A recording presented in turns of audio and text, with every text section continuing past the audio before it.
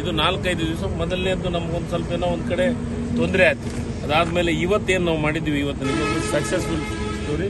ನನ್ನ ಅನಿಸಿಕೆ ಹರಿಯುವ ನೀರಿನೊಳಗೆ ಮೊಟ್ಟ ಮೊದಲನೇ ಆ ಪ್ರಯತ್ನವನ್ನು ಮಾಡ್ತೀವಿ ಅಂತ ಹೇಳಿದ್ವಿ. ಅದು ಆಗಿದೆ, ಸಕ್ಸಸ್ ಆಗಿದೆ. ಆ ಸಕ್ಸಸ್ ಆಗೋದಕ್ಕೆ ನಮ್ಮೆಲ್ಲ ಕಾರ್ಮಿಕರು, ಕೆಲಸ ಮಾಡಿದಂಥವ್ರು ಮತ್ತು ಅವರು 3 ಇಂಜಿನಿಯರಿಂಗ್ ಟೀಮು ಮತ್ತು ಜಿಂದಾಲ್ದವರು ಮತ್ತು ನಮ್ಮೆಲ್ಲ ಜನಪ್ರತಿನಿಧಿಗಳು, ಲೋಕಸಭಾ ಸದಸ್ಯರು, ಪ್ರಾಧಿಕಾರದವರು, ಏನು ಬೋರ್ಡಿನ ಎಲ್ಲ ಸದಸ್ಯರು ಮತ್ತು ಅದರ ಜೊತೆಗೆ ನಮ್ಮ ಮುಖ್ಯಮಂತ್ರಿಗಳು, ಉಪಮುಖ್ಯಮಂತ್ರಿಗಳು, ಎಲ್ಲದರ ಜೊತೆಗೆ ಮಾಧ್ಯಮದ ಗೆಳೆಯರು ನಮ್ಮ ಕೋಆಪರೇಷನ್ ಮಾಡಿದ್ವಿ. ದಯಮಾಡಿ ನಿಮಗೆ ಅಭಿನಂದನೆ. ನಿಮ್ಮನ್ನು ಇವತ್ತೊಂದು ದಿವಸ ನಮಗೆ ಬಿಡೋಕ್ಕಾಗಲಿಲ್ಲ, ದಯಮಾಡಿ ಕ್ಷಮೆ ಇರಲಿ.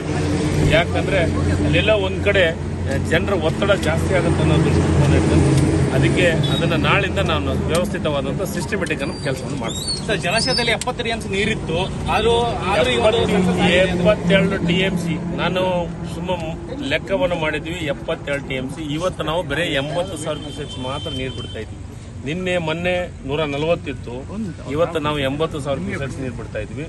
ಇವತ್ತು ನಾಳೆಗೆ ಮತ್ತೆ ಇನ್ನೂ ಒಂದು ಎಲಿಮೆಂಟ್ ಇದ್ಮೇಲೆ ಇನ್ನೂ ಸ್ವಲ್ಪ ಕಮ್ಮಿ ಮಾಡುವಂತ ಕೆಲಸವನ್ನು ಮಾಡ್ತೀವಿ. ಸರ್, ಇನ್ನು ಉಳಿದ 4 ಎಲಿಮೆಂಟ್ಸ್ಗಳು ಯಾವಾಗ ಕೊಡ್ತೀವಿ? ನಾಳೆ ಬೆಳಗ್ಗೆಯಿಂದ ಸ್ಟಾರ್ಟ್ ಮಾಡ್ತೀವಿ. ನಾಳೆ ಬೆಳಗ್ಗೆ 6 ಗಂಟೆಗೆ ವರ್ಕ್ ಸ್ಟಾರ್ಟ್ ಮಾಡ್ತೀವಿ.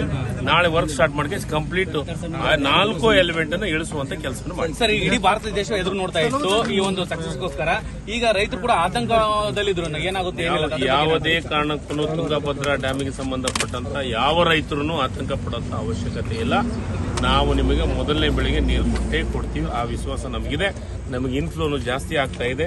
ನಾಳೆ ನಾಡ್ದಂದ್ರೆ ಇನ್ನೂ ಇನ್ಫ್ಲೋ ಜಾಸ್ತಿ ಆಗುತ್ತೆ. ಮತ್ತೆ ನಾವು ಡ್ಯಾಮ್ ತುಂಬಿಸ್ತೀವಿ.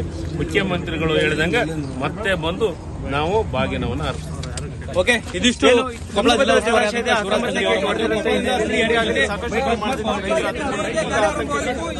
ಆ ಕಾರ್ಯಾಚರಣೆಯಲ್ಲಿ ಭಾಗಿಯಾಗಿ